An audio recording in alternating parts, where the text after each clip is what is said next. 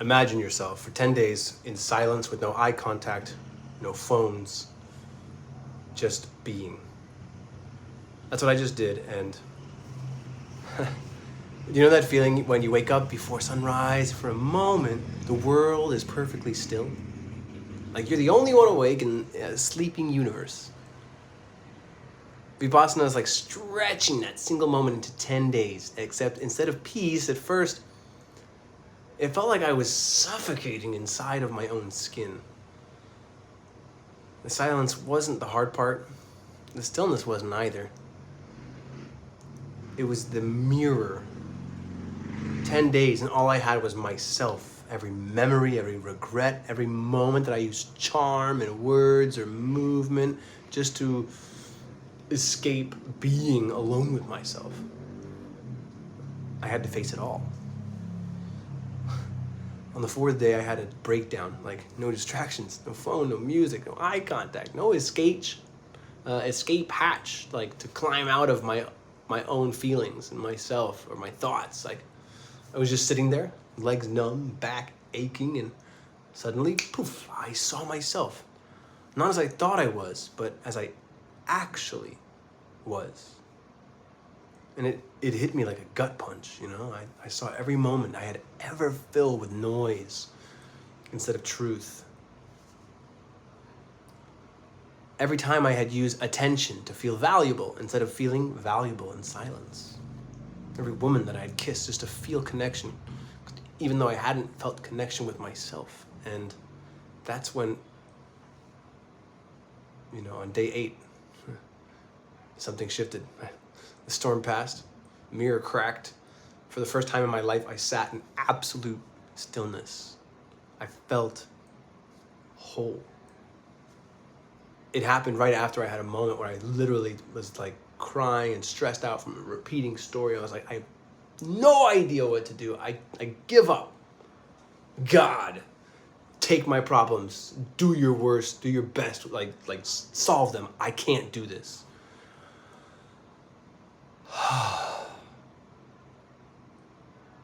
It's like I didn't need to say anything. Didn't need to impress anyone, chase anything, because I was already enough. When was the last time you sat with yourself long enough to hear what silence was trying to tell you? I want to share with you right now my 3 biggest revelations from this 10-day Vipassana, and this has completely shifted how I experience myself, others, and the world. And if you've ever felt trapped in self-doubt, anxious about what people think, or just disconnected from something greater, then this might change everything for you.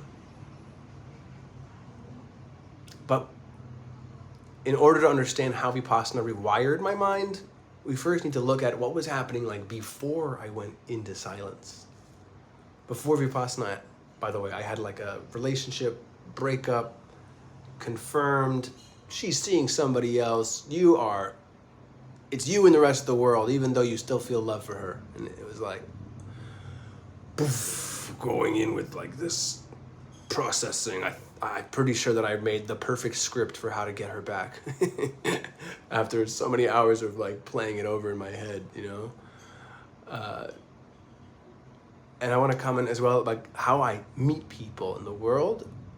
Like before Vipassana, I thought the way I connected to others was through curiosity, asking the right questions, showing interest, and just making them open up.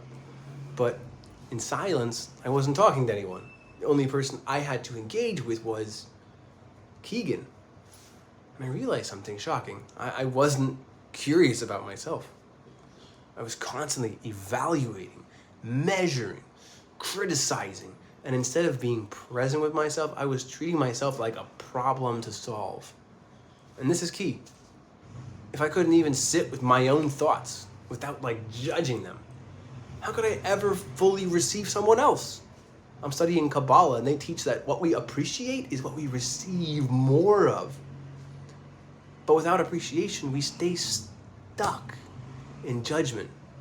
And judgment, it's not just about other people, it's about what's inside. So for the first time, I just observed myself. Instead of thinking, I should be more focused. I should be more spiritual. I should be a kinder person or meditating better. I just appreciate it. I was like, what is happening right now? And here's what happened. I stopped like resisting myself. I stopped creating conflict and misery. And when I stopped resisting myself, I found ease. I found peace. And the biggest shift is now I'm talking to people again, and I don't feel the need to force curiosity, like ask questions that I'm not really curious about, because I've learned how to be with someone, starting with myself.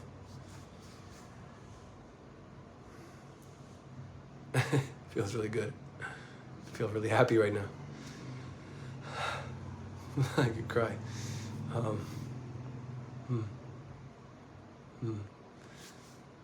Okay. If appreciation is so powerful, the next question for me comes up is, why do we struggle to feel it? Why do we get caught in self-doubt and anxiety and needing validation from others that things are acceptable? Vipassana forced me into this deep listening, and not to others, but myself. And I met this opponent in my head, that inner voice of doubt, that fear and craving, that voice that whispers, you're not enough. People won't like you anyways. You're just a burden. You need something, you need the sugar, you need the ice cream, you need the sex in order to feel good. And for the first time, instead of resisting it, I just sat with it. I listened. I brought my attention to myself. And the craziest thing happened. The part of me that was scared, this little boy, this teenager version of me that was like really just like trying to get acknowledgement, was seen. And he started first with like doubt, hesitation. What do you want from me? Are you really going to stay here? Are you really going to stay in my life? And after some time, I started to feel safe. Why? Because I lit my own candle. I made this certainty of my light be found. And here's the thing about light. It doesn't find the darkness, it replaces it.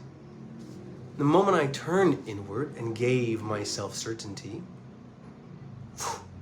the light turns on, the doubt disappears, just like lighting a candle in a dark room. And I realized I don't need anyone else's approval because I was carrying my own light.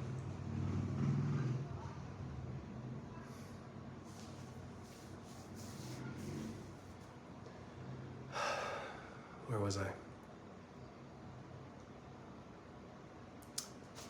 It's like, for the first time, I don't need anybody else to make me feel enough or okay.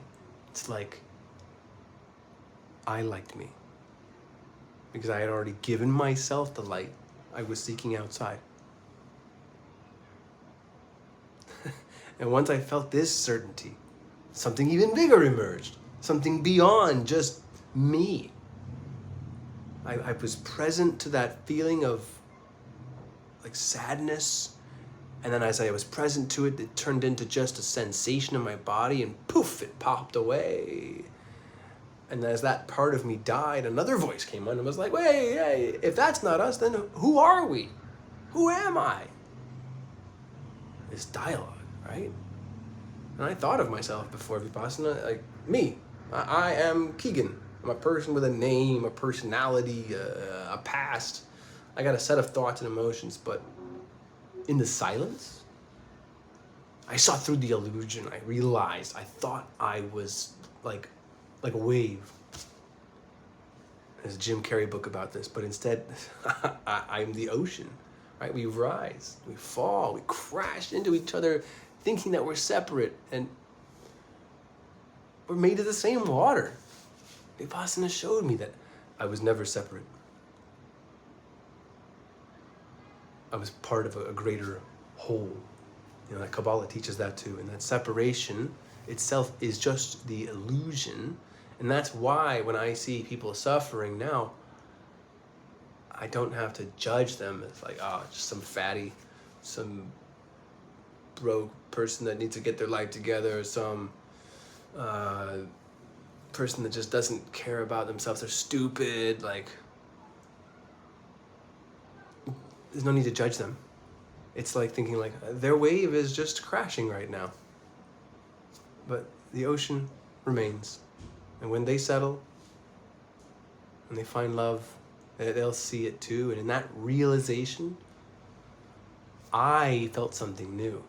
Not just peace, but love. And it's a deep love for others, like a compassion I've never felt before. I wasn't looking at somebody purely for like what could I get from them as validation, but just seeing them as someone clearly. When someone is mean, reactive, or like lost in a craving or aversion, they're not attacking me. They are not someone who's like a mean or lame person. Like, they are trapped. If you see someone acting like this, they're stuck in a prison cell where the door was never actually locked. We create those locks. We have the key, and we think the happiness is on the other side, but the key has been like in your pocket the whole freaking time.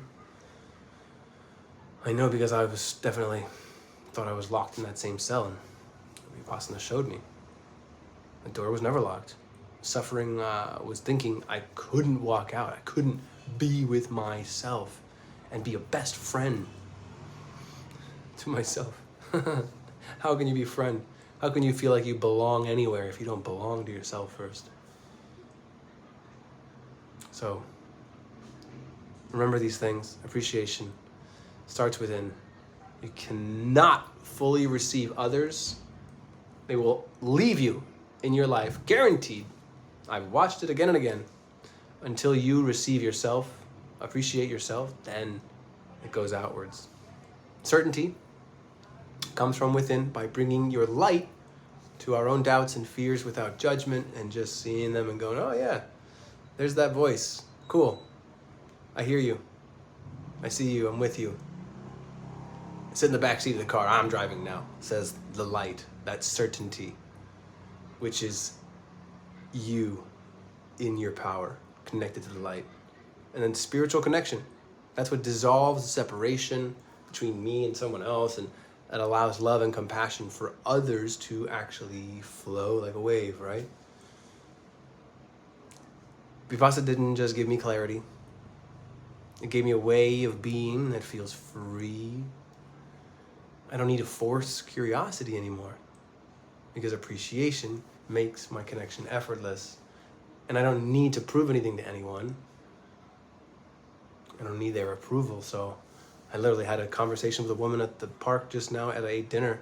And I was like, I'm not going to ask any questions I don't want to ask. I'm just going to stare at her for a moment and be like, your turn. What questions do you want to ask? I'm curious, actually, what you want to know. It was so comfortable, so fun. And I watched and I was like realizing, wow, she's not actually like a cold, mean person that I thought. She's actually really shy and timid and scared to talk. And I was like, wow, I don't have to work so hard to try and fill the void to help her out. I can just watch her and be like, oh, how is that for you? Is that difficult? Is that easy for you? Is it comfortable? And be with what's right there instead of trying to chase down something else.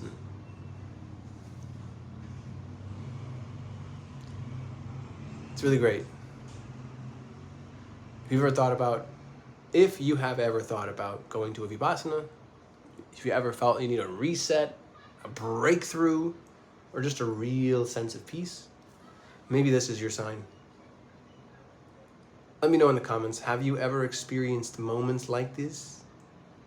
And if you want more insights on self-awareness, charisma, human connection, then subscribe, like, and I'll see you in the next one. One more thing. Wow. I realized that I only stayed present instead of passing out, trying to meditate 14 hours a day, because I had this awareness that the only way I'm gonna like actually stay focused and present is if I turn on